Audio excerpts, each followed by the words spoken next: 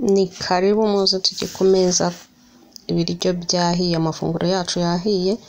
Uyu munsi nuko twifuje kurya amafi akawushije atagira isosi ndetse n'ibyo bindi mubona.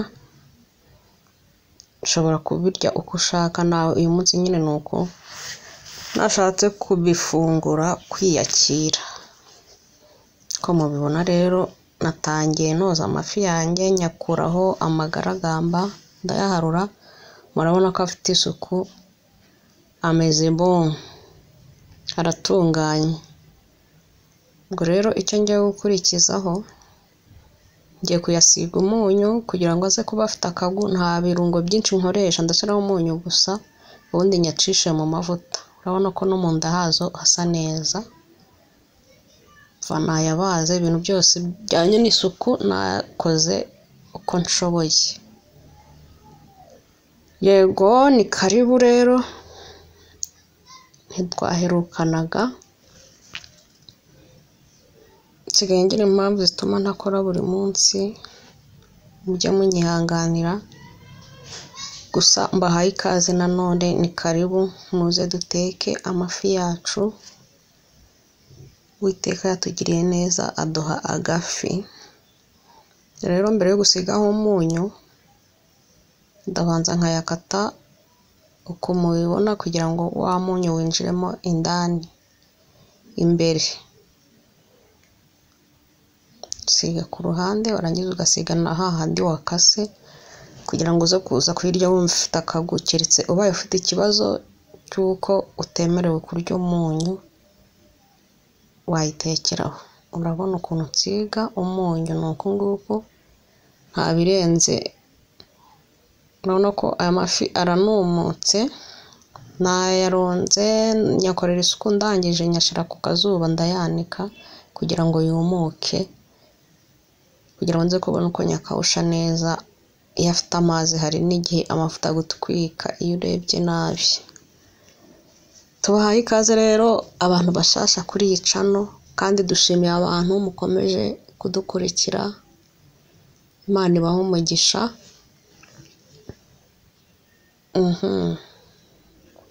Abatarakora subscribe rero turabinginze muyikore, share, like na comment, mudutere inkunga.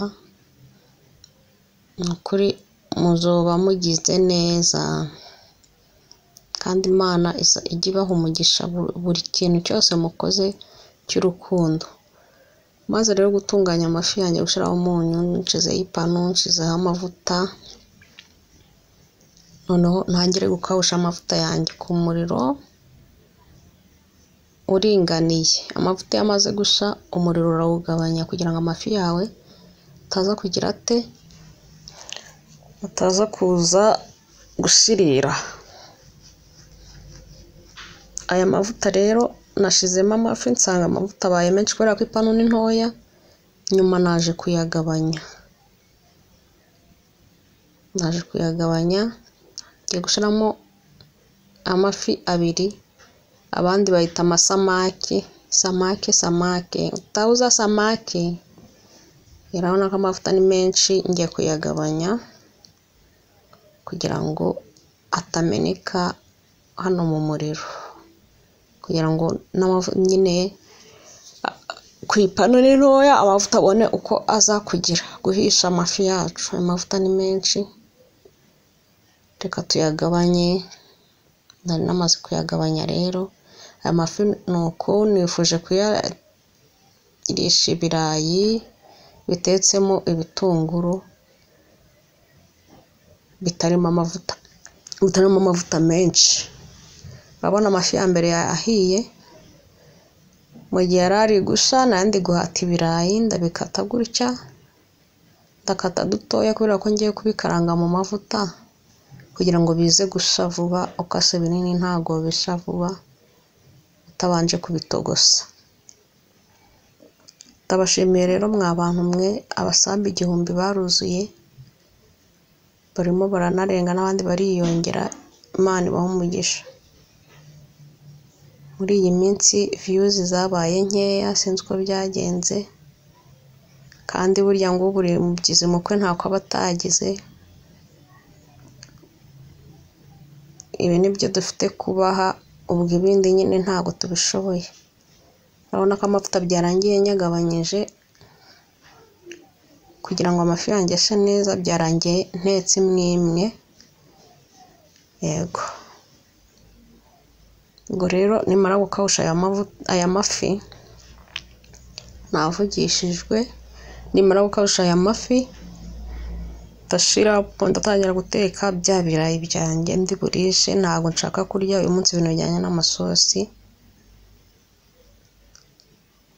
Tubona uko ngiye gukaranga ibirayi byanjye. Ufite abantu benshi wakaranga byinshi, cyangwa ugateka amafiriti, cyangwa ugateka ubugari. Ariko uteka ubugari wakoze agasosi ka meme. Amafi rero yararangiye, dushize isafuriya tugiye kuyumutsa maze dutangire gukaranga bya birayi byacu. Urabona amavuta aho nayagabanyirije ni muri aka kasorori. Ndakoresha makeya mu birayi kubera ko mu mafi haba harimo menshi. Amavuta rero namara gusa, mukurikira ukuntu ngiye guteka ibi birayi byanjye. Nta birenze, ni ibintu bisanzwe,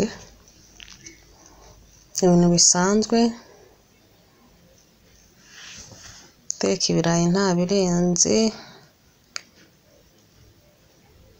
Urabona ko nayo nayishizemo ndayagabanyije kugira ngo tutarya amavuta menshi. Nshizemo bya birayi, urabona ko ari bibisi, urabibona ni bibisi, ntabwo nigeze mbitogosa. Kubikaranga ukagenda ugaragura ngo bidafata hasi, kugira ngo bizanire akantu k'amazi. Ndayaza gushiramo umunyu hakiri kare kugira ngo bidafata hasi.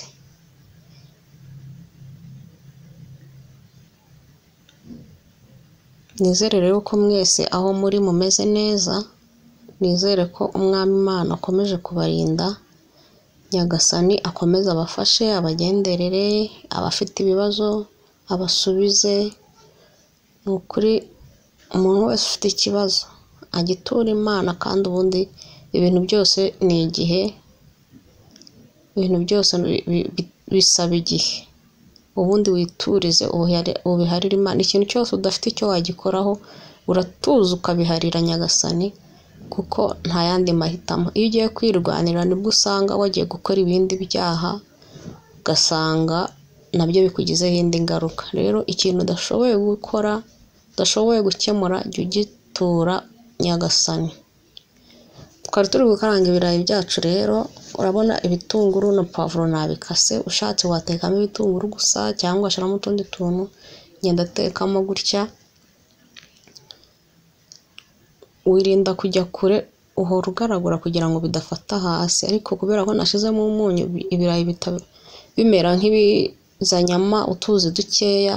Two tuzi tugufasha kugira ngo bya birayi bize gusha. Muzi ko nakase bitoya. Yego, turakomeza tugaragura rero bya bitunguru nabyo bize kugira kumera nk'ibihiye. Nakase n'inyanya.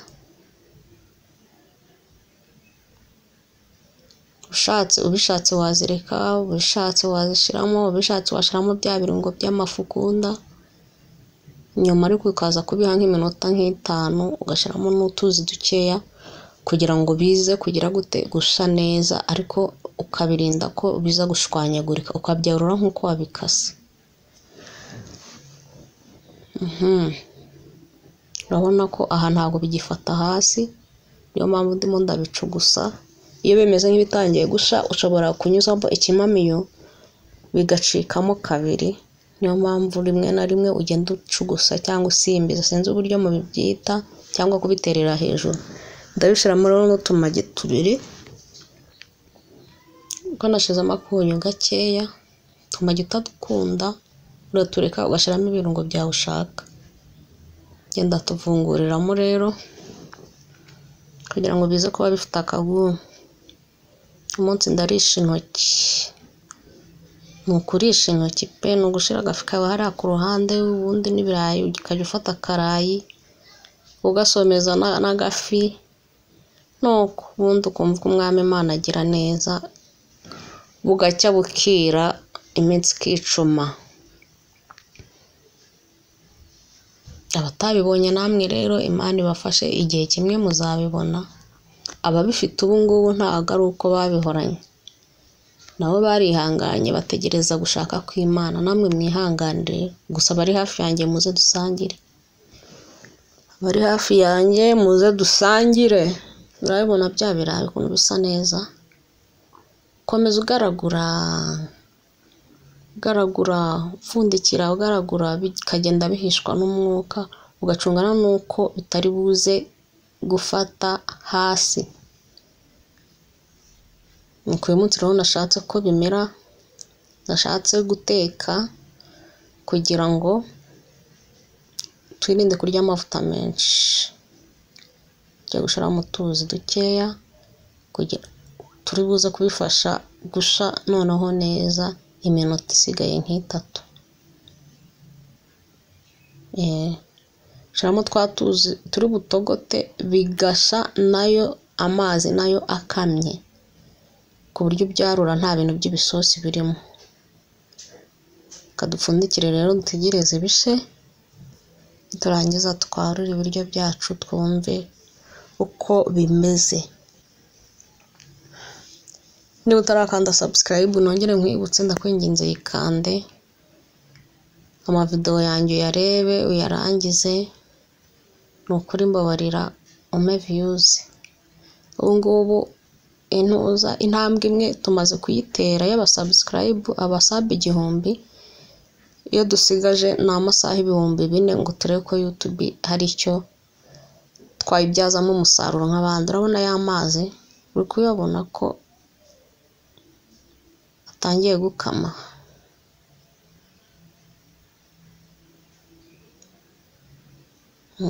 Wayabonye?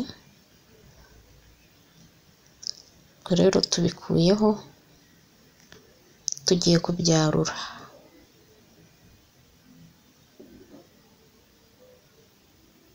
Urabona ko ndimo ndabisuka, hari amazi muri kubonamo, hari isosi muri kubona. Ndabisutse rero ngiye kubyarura, gutya birahiye kandi ntibyabaye amazi kandi bifite amavuta menshi. Rero ku ruhande tugiye gushiraho agafi maze twegera ameza, dushimira Imana ko yaduhaye amafunguro. Imana yakoze yo kabyara, dusabira n'abatayabonye ko Nyagasani yabibuka. Imana ibagenze neza, ibasubize, ireba abashonje. Imana isubize buri muntu wese bitewe n'ikibazo afite. Imana ireba abantu bari mu mazu y'imbohe. Imana niyo mucamanza w'ukuri itabera. Imana irebe abarwayi mu bitaro, ibatera agashinge katababaza, ibakanini kadasharira. Imana mbega ikize abafite inzara, ikize buri muntu wese n'ikibazo cye, mu izina rya Yesu Kristo, amen. Rero twibi tumaze kubyarura, tugiye kurya, tugiye kwegera ameza. Abari hafi yacu ni karibu muze dusangire. Nukuri ndumva ibi biryo bitabishe, biraryoshe. Ibyo witekeye. Bye bye.